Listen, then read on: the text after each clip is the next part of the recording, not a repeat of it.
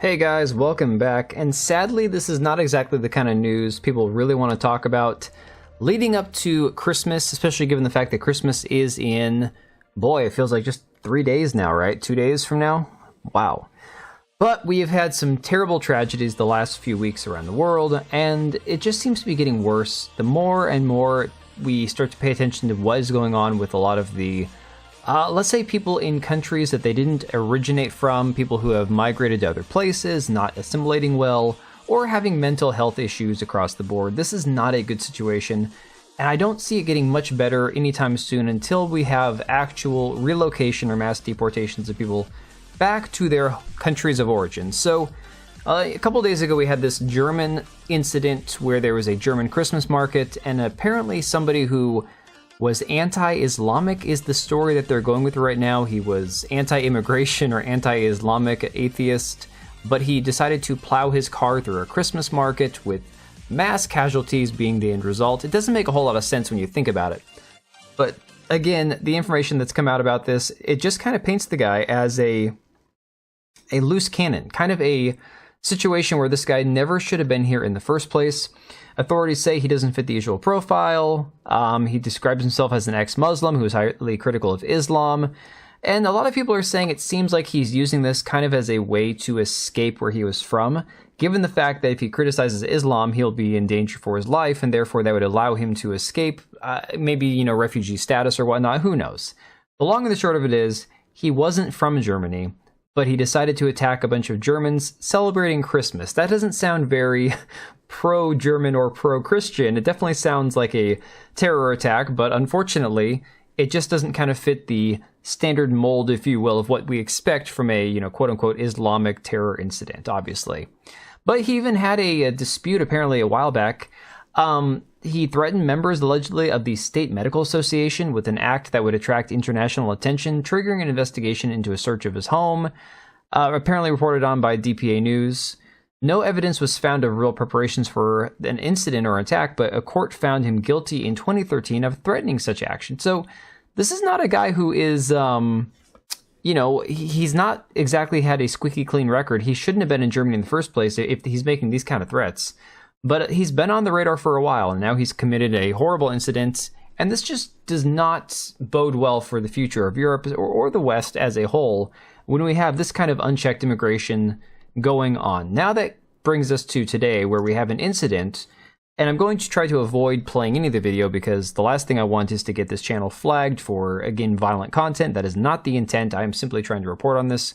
But there's a situation that just happened today in a New York subway, 7 o'clock this morning, I believe 7:30 Eastern time, where another migrant, a Guatemalan man, has been arrested for setting a person on fire who was sleeping, and then she unfortunately did not survive. And there's video, like I said, going all over Twitter right now of the incident. It's very strange because she appears to stand up while she is ablaze, but people are speculating that maybe she was intoxicated, under the influence of some strong substances. So again, the nervous system does weird things when it faces trauma mixed with, high-level narcotics. So who knows? This article says a Guatemalan migrant has been arrested for allegedly lighting a sleeping subway rider on fire in Brooklyn on Sunday morning, then watching as his innocent victim was immolated in what the police commissioner called one of the most depraved crimes one person could possibly commit. And I have to agree with that. There are a few things that you say are definitely far worse than other crimes, especially when it comes to violent crimes. This is about as sick and twisted as you can get without involving some of the worst kind of crimes possible. It says it happened at 7:30 a.m. on the idling F train at the Coney Island Stillwell Avenue station. It shocked commuters, MTA workers, and NYPD Commissioner Jessica Tisch, who said Hyundai that the heinous crime took the life of an innocent New Yorker. And again, they haven't identified this woman yet, but honestly, it could have just been a vagrant. It could have been somebody who was, again, homeless. People don't tend to sleep in subways unless they are, I would imagine, homeless or do a lot of commuting. So if she wasn't a homeless person, who knows the circumstances and why this guy even did it? It seems that there was no altercation whatsoever. He just simply walked up, lit a match, and tossed it. Officials said the 33-year-old suspect came to the U.S. in 2018 from Guatemala. His legal status is not immediately clear. A horrifying video obtained by the Post showed the suspect calmly looking on as the flames burned on. And again, yeah, there's, again, you can see this picture here. Luckily, this is pixelated, blurred out, but here he sits, just sitting here on this bench, watching the bonfire unfold. Again, like I said, no interaction, nobody knows why he did it. And this is a better picture of the guy right here. Looks like a just charming individual, totally fits in with, you know, your standard New York subway passengers, right? And then you have people like this, sick people like this who don't want to address the actual issue.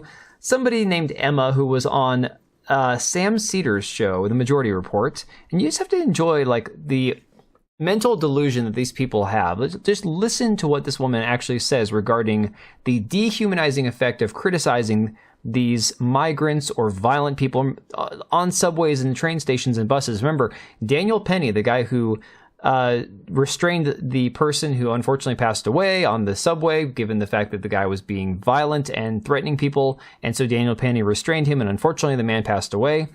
These are the people defending the violent criminal immigrants and people who want to hurt you because it's just not okay to look at them with any sort of dehumanizing lens. Just listen to this. I was hit at one point sitting on the subway by a man who was having a mental health episode. He sat next to me and he was elbowing and kind of flailing around and hit me in the face and in my body. And it was jarring, right?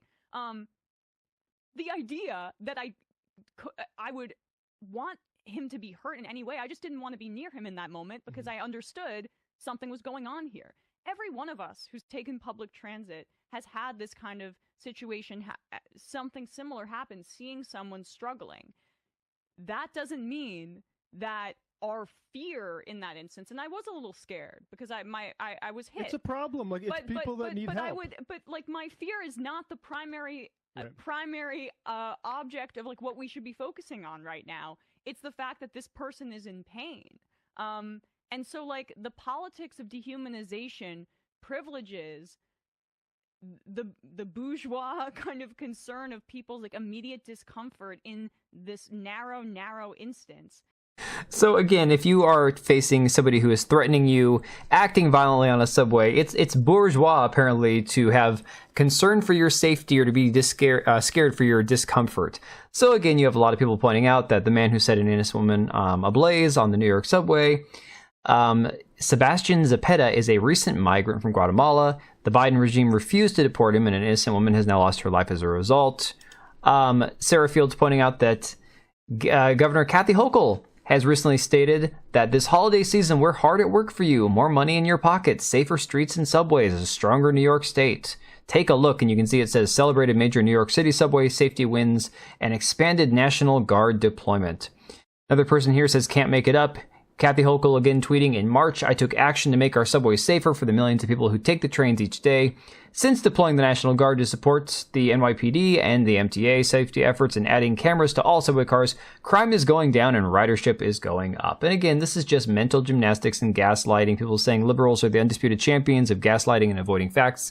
And it is unfortunate because here we are in the situation where this continues to happen. This is not the first time that we have seen death and bloodshed on subways, and it's not just because like, oh, yeah, sure, it happens once in a while. No, we are seeing the subway system getting more and more out of hand with these kind of incidents, people being set on fire, pushed in front of, again, subways, and pushed in front of trains and bus, all sorts of things happening on buses. And again, there was a recent situation where there was a bus driver, and I can't remember what city it was in, where the person was just driving his bus, and he now is no longer with us because somebody decided to attack him for no reason and then left the bus, left him there to die. It's just, this is getting incredibly out of hand, and unfortunately, like I said, as much as we want to believe that once Trump is elected, that or nominated, put into the White House and able to make some changes, it's going to take a while for these deportations to have enough of an effect that we can start to feel a little bit safer on our own transportation as a society. And unfortunately, it's not just immigrants. There is a certain percentage of the stuff that happens from people who live here as well.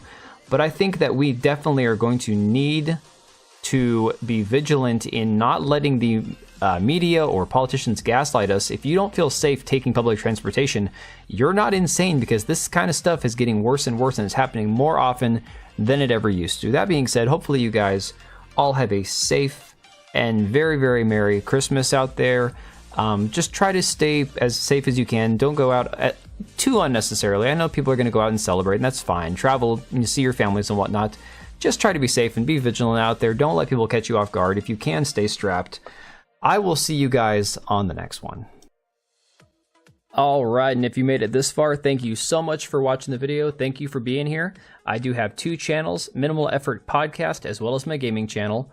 I do have a Twitch and Kick for my gaming channel. We do live streams over there occasionally, maybe once a week. And then if you are in the market for a new PC, make sure to check out Meta PCs. Click the link I have down below. Use code TBO at checkout for a special discount. Thanks again for watching, and I'll see you next time.